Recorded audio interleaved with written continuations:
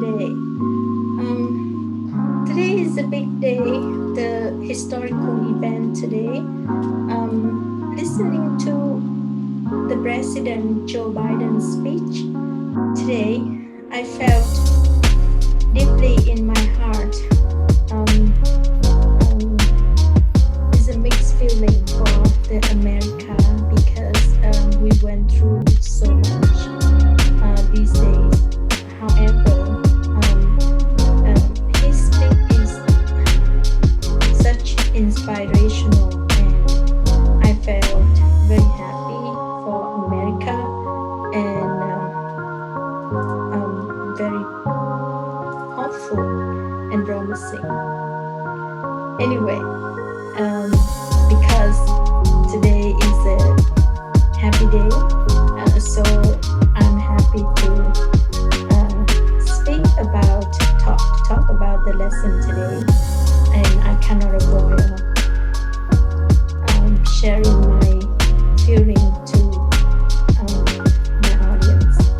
Anyway, let me read the question out loud to you and see how we can solve this problem.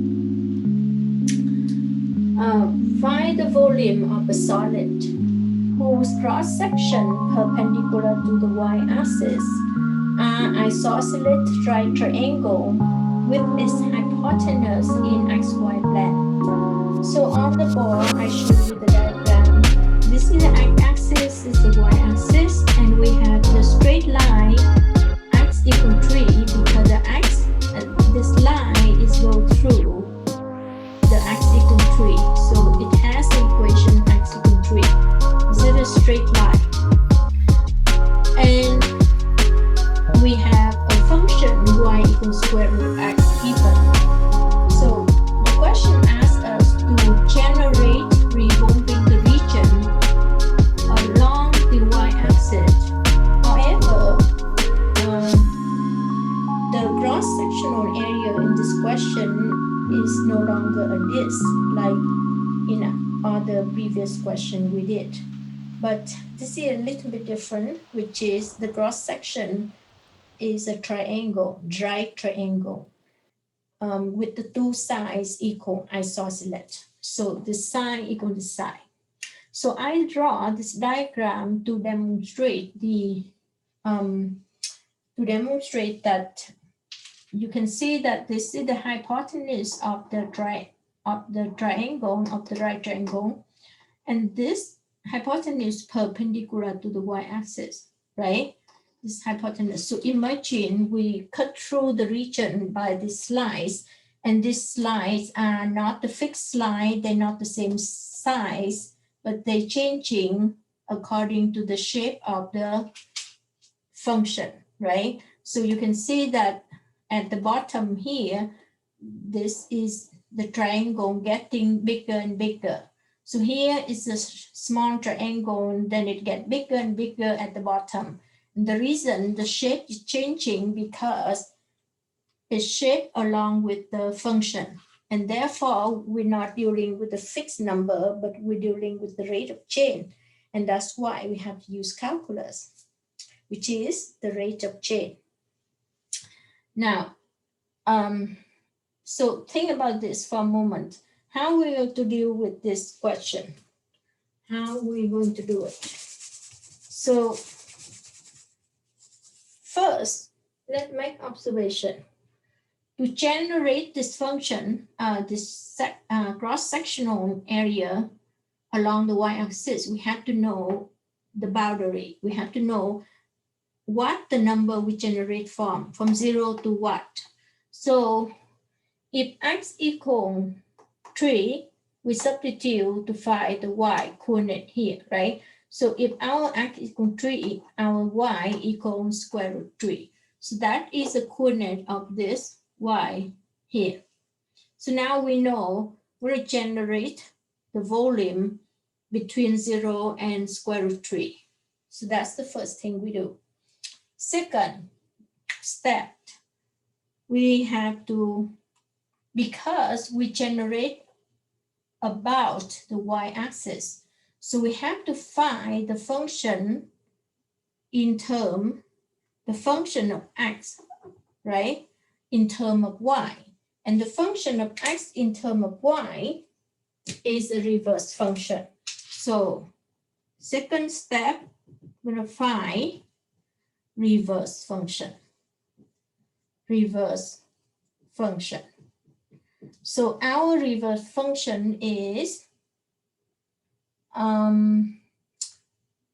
so we have this function, right? Y equals square root of x. So in terms of the reverse function, we have to solve for x in terms of y. So to solve for x in terms of y, we're going to square both sides, right?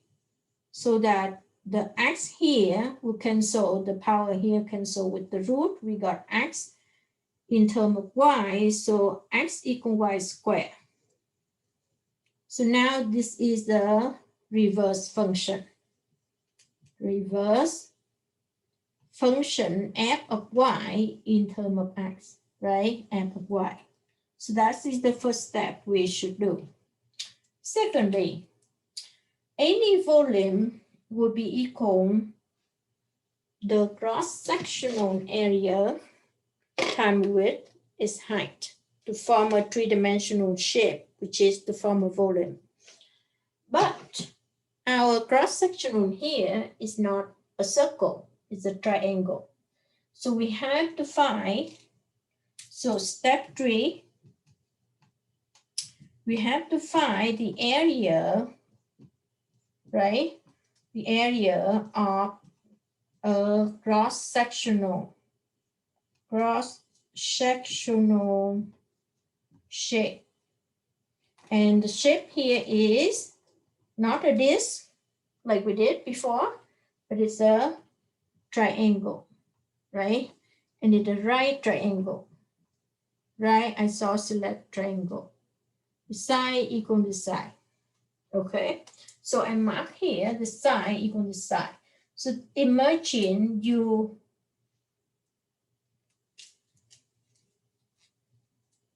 slide through the surface perpendicular to the y-axis with this triangle shape, right? And this triangle changing from small, getting bigger and bigger at the bottom, follow the curve, okay? So first we have to find the area. And how do we find the area?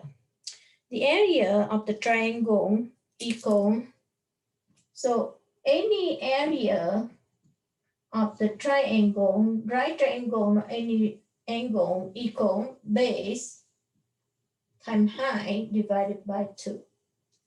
That's the formula we know, right? So base times height divided by 2. So our task is to find the height here of this right triangle and this base here. Now, fortunately for us, this height here equals this base because this is the isosceles right triangle. From the question is stated, right? So as long as we know the base, then we know the height. But how do we know the height here or the base here? And to find this, we have to relate it to something. I'm going to give you a hint, right? We're going to find the hypotenuse first. Then from the hypotenuse here, we're going to connect to find the base. Keep in mind that when we're doing that, keep in mind that the hypotenuse here, as well as the base here, are not a fixed number. They are changing. They are the rate of change according to the function. So the first hypotenuse smaller, bigger, and get bigger, right? But how do we find the hypotenuse in terms of the function? Because we cannot find the fixed number. We have to find in terms of the function. So look at the hypotenuse of this triangle from this coordinate to this coordinate. So when you want to find the length of any straight line like this, right? This hypotenuse here, you use the end point, subtract the beginning point. So we use this coordinate, subtract this coordinate to get this hypotenuse here. The same like this one, use this coordinate, subtract this coordinate.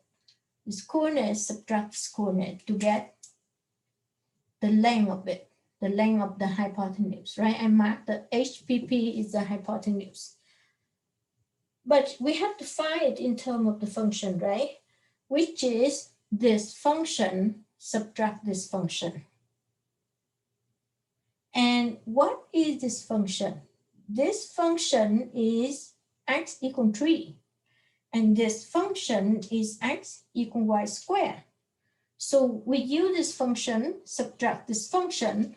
So the hypotenuse will be equal 3, right? This function is 3 minus y squared. That is the hypotenuse. That is the length of the hypotenuse in terms of the function, not in terms of a fixed number, but in terms of the function. So now, based on this, we're going to look for the base. And how do we going to find the base here? Now remember, because this length equals this length, so we know each angle here is 45 degrees. So if we relate it to the ratio of the angle, we might be able to find the base here. So let's look at this angle here, right? Let's look at this angle here for me. Now, opposite with this angle is this base length. So we use sine of 45 degrees, and this angle is 45 degrees. So we're going to say sine 45 degrees. And we know the ratio of the sine of 45 degrees, which is 1 over square root 2. 1 over square root 2. And this sine of this angle equal opposite divided by hypotenuse. So we're going to say this is equal opposite, right? And our opposite is actually turned out to be the base of the right triangle here. So opposite over hypotenuse. Or I can also say the base, right? Opposite is the same like the base over hypotenuse. So now we have the ratio 1 over square root 2 equal the base over hypotenuse. And I'm going to substitute the hypotenuse here by this equation because this is equal, right? Hypotenuse equal 3 minus y squared. So I'm going to substitute it. By doing related ratio like this, we'll be able to find out the base of this triangle. So if we do cross multiply, right?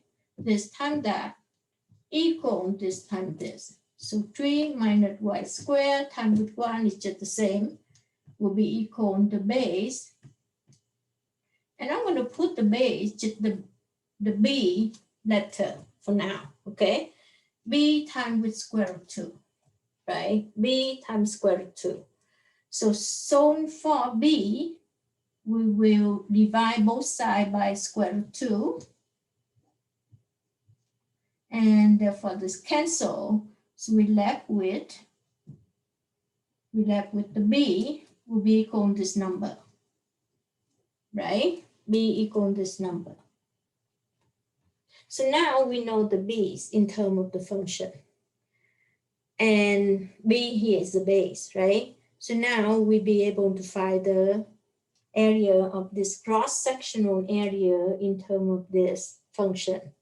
So we will say area, cross-sectional area, right? Cross-sectional area equal base times height, and our base is 3 minus y squared divided by square root 2 times with height, and the height is the same, right? And all of this will divide it by 2. That's the formula of the area of the triangle. Okay, so now I'm going to multiply them through, actually I can combine them, right, in terms of one function, which is the same like this, right? Two bracket the same like power 2 over now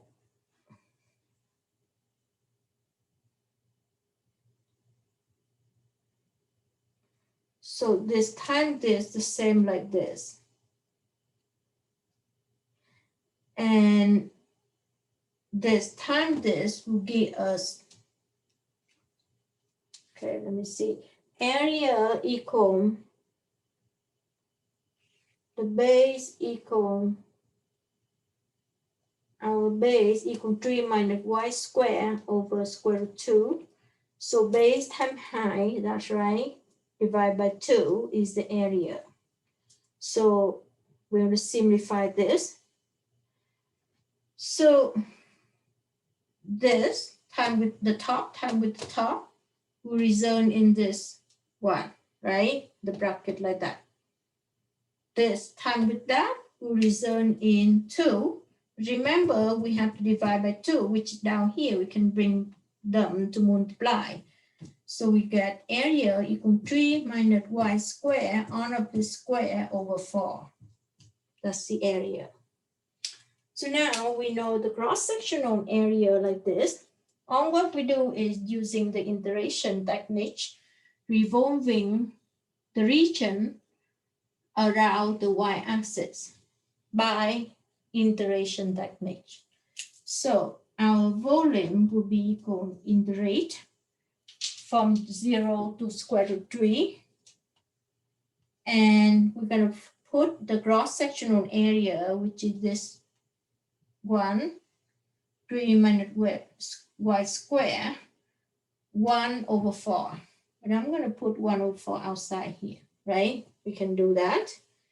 And dy.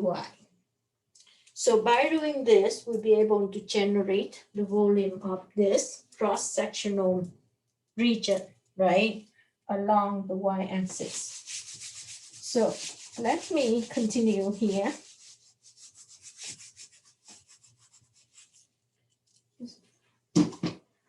So I'm going to continue with that form. I'm going to integrate that, right? So our volume now will be equal 1 over 4.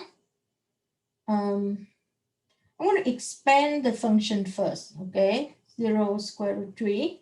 I'll expand this. And the power of this is like the formula a minus b on of the square will be equal to a square, which is 9, right?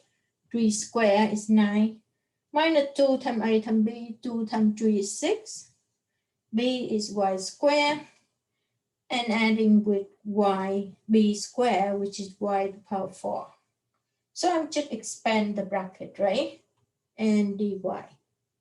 So now I'm going to do the integration, which is the antiderivative.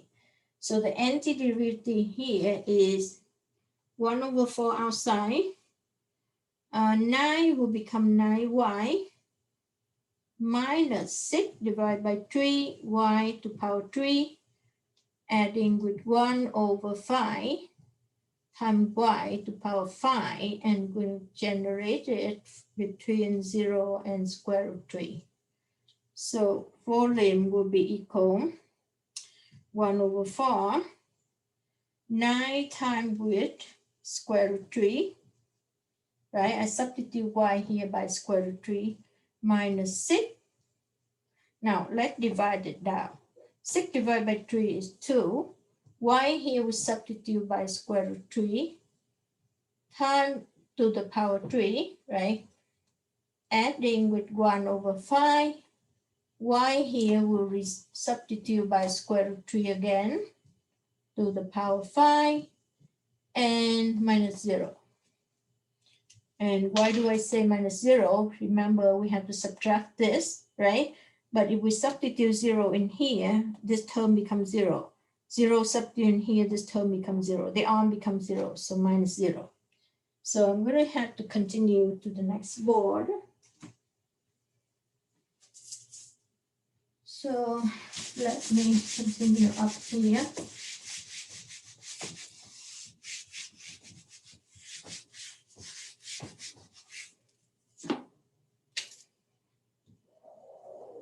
So I'm going to go up here, okay? From here, I'm going to go up there. So volume will be equal 1/4 times with 9 square root 3 minus 2. I'm going to turn this into square root 3 times square root 3 times because that's power 3, right? Adding with 1/5 square root 3 to the power 5, so 5 times square root 3 times square root 3 times square root 3 times square root 3 times square root 3, 5 times. 1, 2, 3, 4, 5, right? So I'm going to do it by long way instead of using the calculator. So we have 9 square root 3 minus, now this combined will be at the 3, right? Because square root 3 times square root 3 equals 3. So 3 times 2 is 6. So we have 6 square root 3. Adding this combined give us a 3. And we combine this one, give us another 3. And we left with this one, right? So 2 of them give us a 1, 3. 2 of this here give us another 3. And 1 left over. So we have 3 times 3 is 9. 9 square root 3, 1 left over 5. Yes. So let's work it out. 1/4 times with, now this is the like term, 9 square root 3 add 9 square root 3. So we add them, we get 18 square root 3 minus 6 square root 3. Oh, I cannot do that because this is 1/5. Cannot do that. Sorry. So what we're going to do? I'm going to make common denominator, right? So let's distribute this. This time that will be a 4 underneath here. This time that will be a 4 underneath here. And this time this will be a 20 underneath here, 4 times 5. So I get rid of this, right? I distribute it in here.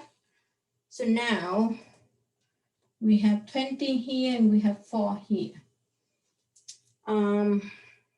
So our common denominator will be 20, 4 times 5. So the top m times with 5, the bottom m times with 5, top m times with 5, bottom times with 5. So 9 times 5 is 45, square root 3 over 20 minus 6 times 5 is 30, square root 3 over 20, adding with 9 square root 3 over 20. And actually this shouldn't be here, right? It's gone because we distribute in there already. So now the on the like term, 45 minus 30 will be 15, right? 15 square root 3, adding with 9 square root 3 on of this over 20. So volume equal 15 square root 3 plus 9 will be 24 square root 3 divided by 20, reduce the low fraction, divide by 4. We got 6 on the top, square root 3, and the bottom divided by 4, we get 5. So that is the answer of our volume. Okay. So I hope that this is clear to you. Because this is a complicated question, so I'm going to give you a summary at the end, okay? So first, we draw the curve y equals square root of x. We draw the line x equals 3, right? These two curves will meet at this intersection, and we know this axis never changes, it's always equal 3, and therefore we substitute in the equation, we find this coordinate y here, if x equals 3, y equals square root 3. So we know that we have to generate from here to here, 0 to square root 3. Our cross-sectional area have a shape of the right triangle isosceles. This side equals this side. And the shape of the right triangle here is changing from small to big. It's not a fixed shape, but it's the rate of change according to this function. So to find the area of this cross-sectional area, we have to find in terms of the function. We're not going to find it in terms of the number, right? So how to find it in terms of function? We know that to find the hypotenuse, we have to subtract from this coordinate, subtract this coordinate to get the length from here to here. And this coordinate in terms of function is x equals 3. This coordinate in terms of function is x equals y squared, because we have to reverse the function if we want to generate along the y-axis. So we reverse the function, right? So this function is x equals y squared, and this function is x equals 3. So we say this subtract this, which is our hypotenuse equals 3 minus y squared, right? 3 minus y squared. So then after that, we find out the base here by using the ratio of 45-degree angle, which is 1 over square root 2 is the sine of 45 degree, and the sine equal opposite divided by hypotenuse, which is this length. So we pair square root 1 over square root 2 equal the base over the hypotenuse. And then we use that ratio, we find out the base length. So after we do cross multiply, we find the base length, then we put in the area formula. And the area formula is base times height, which is both the same, turn out this way, divided by 2. And our base will be 3 minus y squared, times with our height, which is the same, 3 minus y squared, right? Divided by 2.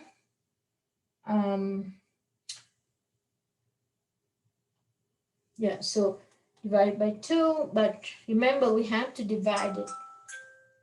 Actually, after we find the ratio, we know that the square root 3 minus y squared over square root 2.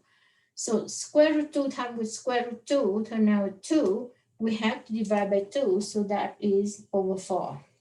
So after we find the area, we put in the integration, and we integrate using the dy and generate from 0 to square root 3. So we get the answer here is the volume in terms of exact value. So that is the lesson today we learned. So anyway, I hope you enjoy my video. It's a little bit complicated, but I will show you another question still related to volume of solid area. Volumes of a solid revolution. Okay, so I hope you enjoyed this video today, and stay tuned for our next video. Will be another interesting question. I'm going to post it here. However, before I go, let me remind you a little bit from my website. Please go to my website at mymathteaching.ca. If you don't want to support me by buying my courses online, you can learn free online education weekly. I will post my lesson plan weekly.